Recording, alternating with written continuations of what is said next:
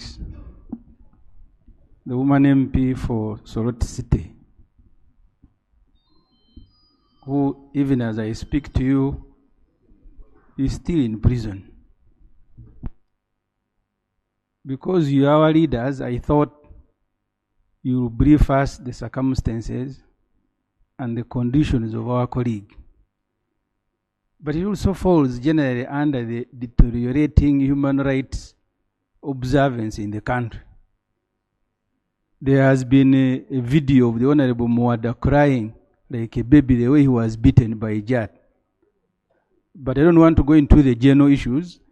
I thought, Mr. Speaker, you being our leader, you will let us know the conditions and circumstances under which our colleague ended up in prison because she was doing our work in our constituency.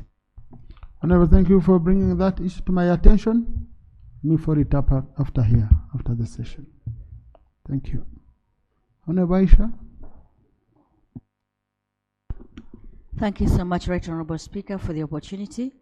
Right Honorable Speaker, it's also a matter of national importance that needs urgent attention. On the 8th of March, the Women's Day, in my district, in a sub-county called Kalamba, particularly villages of Kakonge, Gerenge, and Sula, there was another hailstorm, strong one, that affected 250 families. Plantations were completely destroyed. 10 houses were demolished completely. People have nowhere to sleep. There are families that had stocked in new birds, poultry birds that were killed. Cattle were destroyed.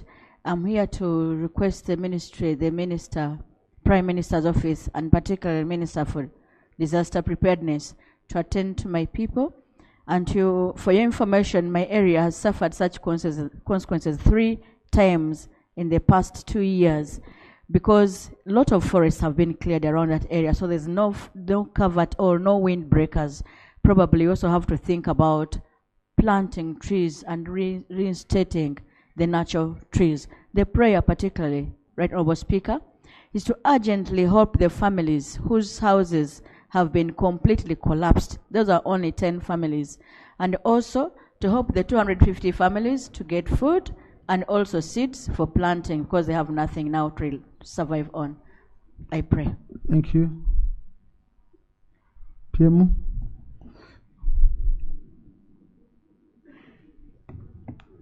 Thank you so much, Right Honorable Speaker. And I want to thank the MP for reporting, and sorry for what happened.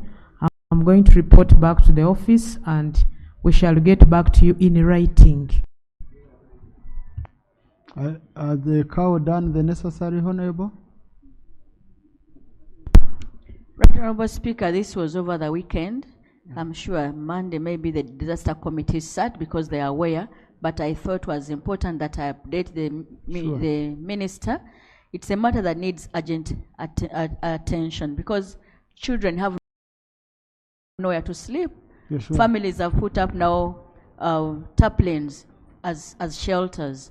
We shall get other disasters like diseases if we don't respond urgently. So let's pursue it from 2 fronts, okay? Of the cow and team doing their work, but also now it's already to the attention. Most obliged. Of the OPM. Thank you. Honorable Kwizera Wagahungu. Right Honorable Speaker, thank you very much. This matter is of national importance and relates to Kanyamateche Bridge, which connects Buchimbiri County to Kisoro District.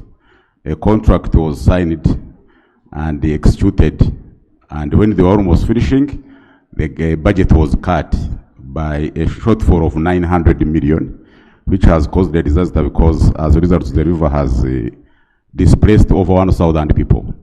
My prayer is that the Minister of Finance should release the money that was withheld even against the certificates, because non-payment of the certificates has caused a disaster in the place. I thank you.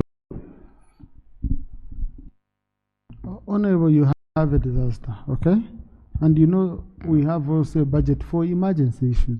Now it's an emergency. So Minister of Finance might release money, goes to works, but works doesn't consider part of your area as an urgent issue. So why don't you have a specific prayer so that your bridge can be worked? The specific prayer I'm praying that the contract should be executed in accordance to what was provided. It was supposed to be 2.1 billion. They released 1.2 billion and finance with held 900 million. I would pray that Minister of Finance releases the balance of 900 million. I so pray. Neighbor Honorable Kwizera. Thank you, Right Honorable Speaker. Right Honorable Speaker, first, finance does not withhold money. We manage your resources depending on the cash flows. When there is cash, we release. When there is no cash, we hold. However, Right Honorable Speaker, I have good news for Honorable Kwizera and also our other contractors who fall in this category, that in the supplementary I am about to lay, there is a provision that will take care of some of those outstanding obligations so that our contractors are able to complete the work which has been outstanding for some time. Thank you. Honorable Nabu Kenya. Thank you, Right Honorable Speaker. I rise on a matter of national importance in regards to power outage. Right Honorable Speaker, Luwela has spent like 1.5 months without power. It comes for like 6 hours or 2 hours and it goes regularly. On Sunday, I was in Camera with the Bishop of Kasana World Diocese and he asked me what is the problem? What are we supposed to do? Because we can't run business on generators. We cannot run health facilities. They have vaccines. They have specific medicines that require to be in the fridges, but we don't have power. And it has been continuous. Even if there's maintenance going on, it can't go on for like 4 days a week, then it returns for 2 hours, then it goes off. Right Honorable Speaker, electricity is not free. We pay for it. But Umeme has failed to give us electricity, and that's bad business because it's not free. We cannot be demanding for a service that we pay for. They should make sure that we have electricity. Right Honorable Speaker, my prayer is that through you, the minister should direct Umeme if there are problems to work on them so that Luwel district can also be able to access electricity. Thank you. Honorable Minister for Energy.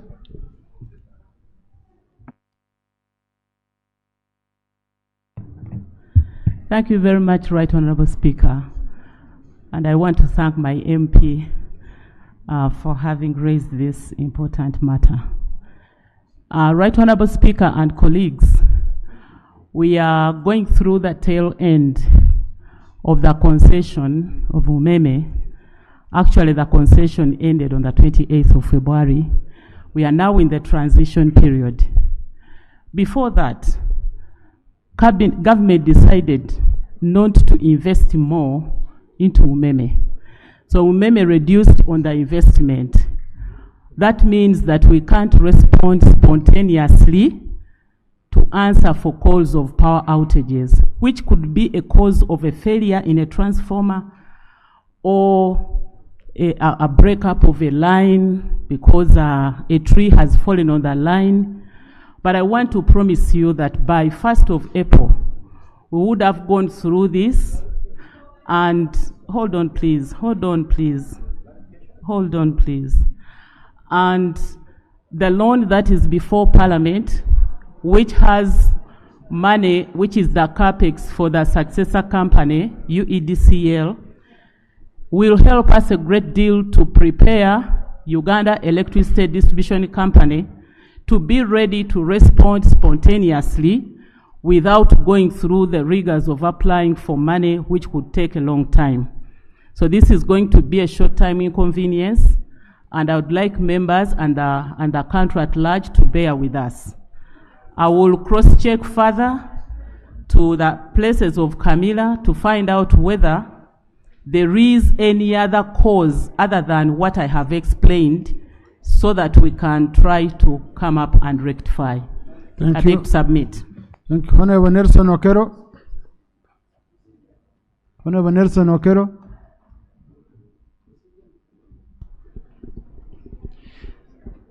Thank you, Right Honourable Speaker. Right Honourable Speaker, my matter of urgent and national importance is on the closure of Karumba Bridge. Right Honourable Speaker, allow me begin by thanking your good office for the wise ruling during the parliamentary sitting, the regional sitting in Gulu, where you directed for immediate repair of Karumba Bridge. Just wait. I saw the Minister for Works around. He was, okay, great. Yeah. So continue. Yeah, thank you, Right Honourable Speaker. During that sitting, works immediately commenced, and Karumba Bridge was handed over partially in December to allow movements of light vehicles and buses, but leaving out some critical works, Right Honourable Speaker. Right Honourable Speaker, in lieu to the above means of works, has announced a second closure of Karumba Bridge, which should have taken place by yesterday, 10th, 2020, March 2025. Right Honourable Speaker, as a result of this closure, traffic, because of the closure, will now massively be diverted to use now Rwenkunye Masinde Apache route. And as I talk, Right Honourable Speaker, we are really